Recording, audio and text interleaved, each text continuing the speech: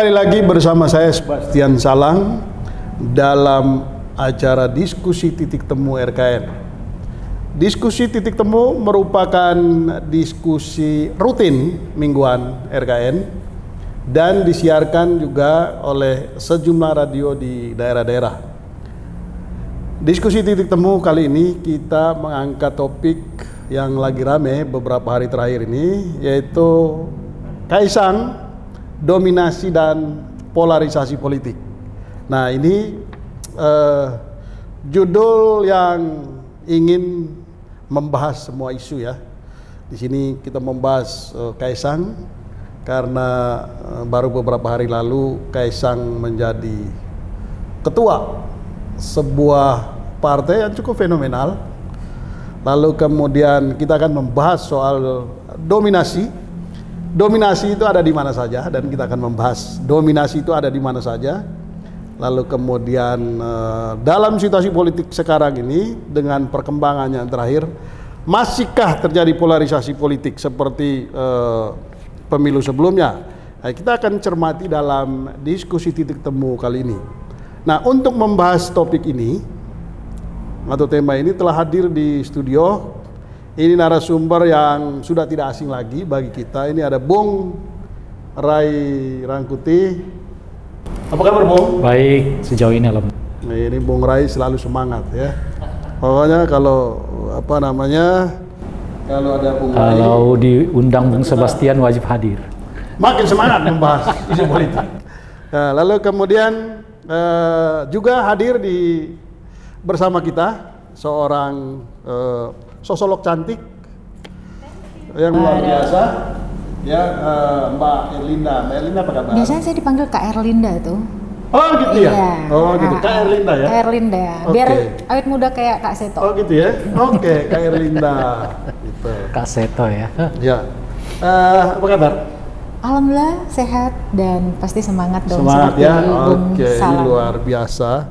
Kak Erlinda ini adalah seorang sosiolog, dan kalau dulu kita suka menyaksikan pernyataan-pernyataan keras, tegas dan kritis dari seorang perempuan cantik berkaitan dengan anak. Nah, inilah orangnya ya. Sekarang ini kita muncul lagi Mbak Erlinda ya, Kak Erlinda. Ya. Ini luar biasa, senang juga. Lalu kemudian ada pengamat politik kita juga. Beliau adalah dosen ilmu politik.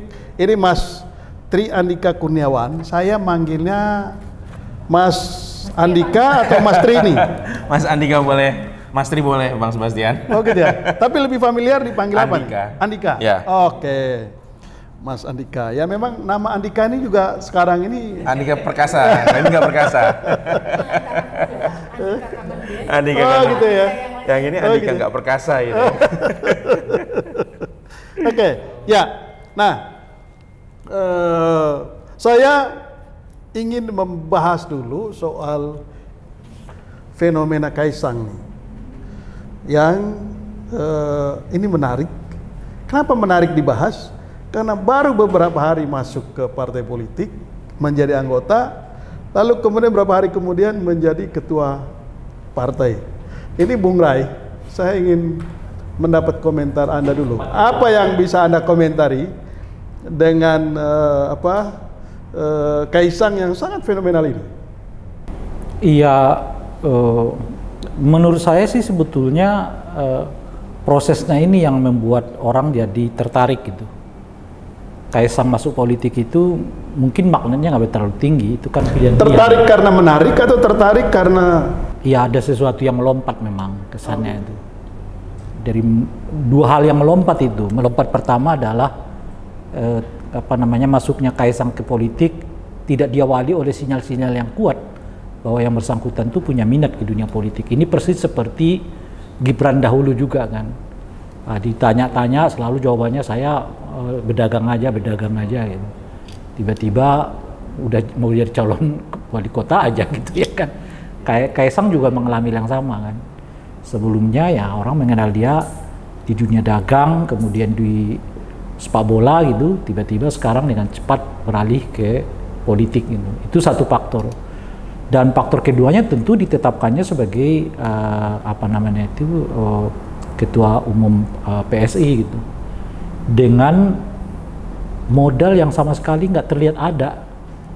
Tentu di Maksudnya modal yang ya modal politik, modal apa? modal karir politik lah kan, bukan pengurus, bukan apa pernah aktif di mana dan sebagainya, itu yang memberi keyakinan orang bahwa sebagai politisi atau calon politisi dia punya pengalaman yang sebenarnya cukup untuk dikatakan mampu mengarungi dunia ini gitu. Oh gitu. Bung Rey mau mengatakan bahwa ini Kaisang ini karbitan. Ya bahasa umumnya orang mengatakan dikarbit gitu ya. Dan menurut Anda apa bahasa yang tepat kepada Kaisang itu? Ya apa? Ya menurut Anda. Pakai istilah karbitan itu. Ya iya kan. Yang lebih ini dari karbitan. Ya udahlah, karbitan tuh udah hebat lah, udah paling tinggi lah itu ya kan. Nggak ada lagi. Pengamat itu punya istilah-istilah Nah, yang keren. Oleh karena itulah kemudian saya mengatakan ini proses kayak simsalabim kan, kayak sulap gitu. Jadi pokoknya tiba-tiba udah jadi ketua umum partai politik lagi gitu. Dan pada saat yang bersamaan membuat partai PSI yang mengklaim diri sebagai partai anak muda ini ternyata terlihat nggak lebih sebagai partai Bapak Isme gitu.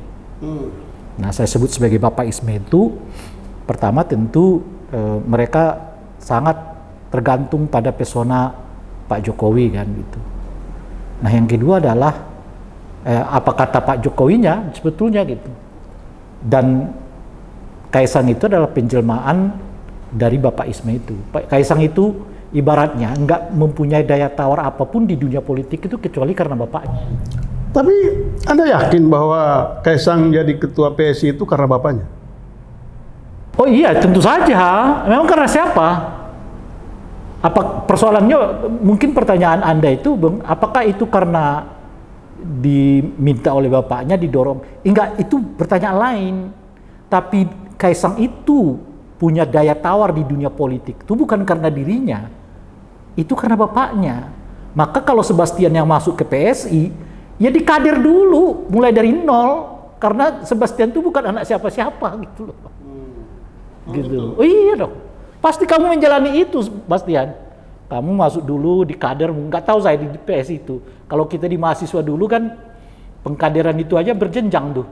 Oke. Ya, kan sebaik-sebaik. Itu organisasi mahasiswa loh, bukan organisasi. Kalau karena bapaknya presiden, dia menjadi ketua PSI, berarti ada target loh. Iya kan mereka menyebut lolos parliamentary threshold. Oh gitu ya. Iya.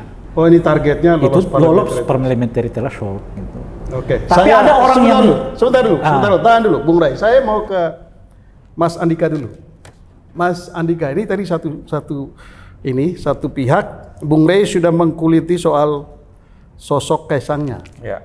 Nah, saya ingin dari Mas Andika soal begini. PSI ini kan bukan gerombolan anak-anak muda, bukan juga kelompok minat.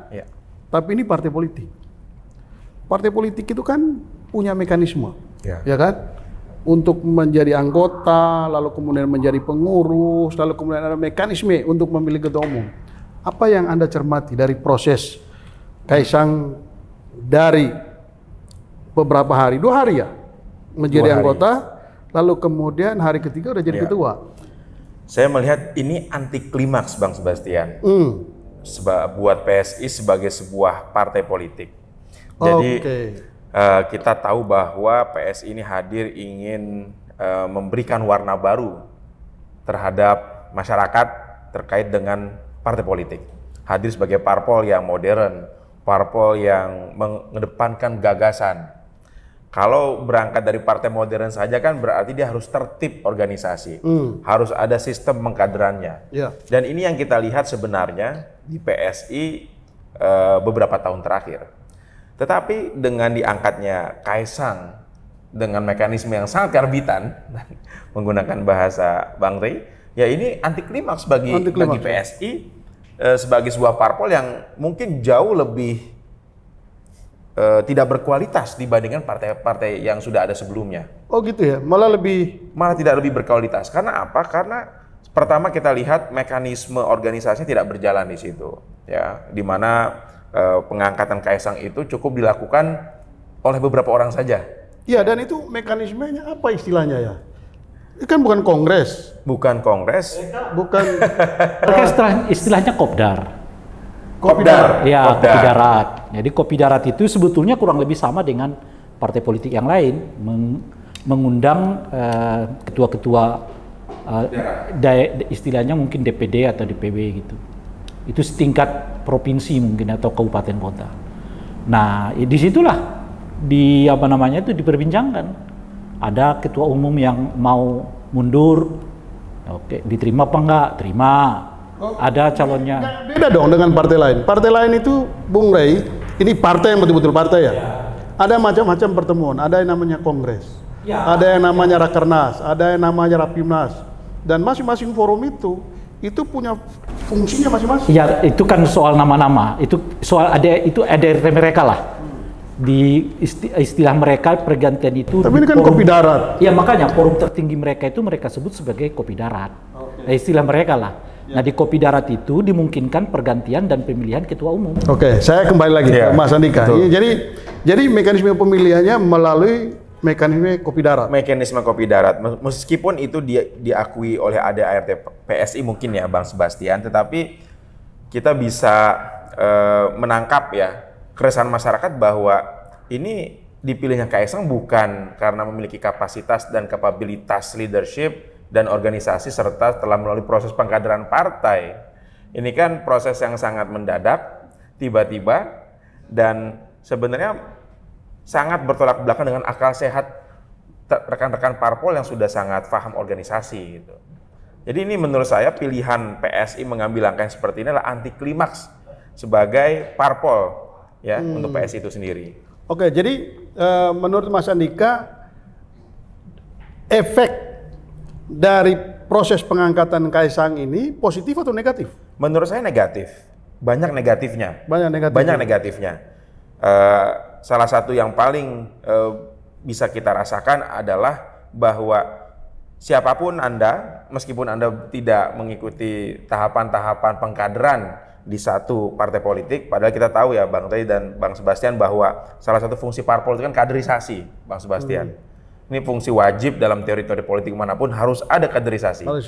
Fungsi kaderisasi itu. Tetapi ini tidak ada dalam proses Kaisang naik. Jadi gitu. Ini memberikan efek negatif yang luar biasa sebenarnya bagi anak muda. Anak muda instan saja seperti saya. Nah, ini kan juga sejalan dengan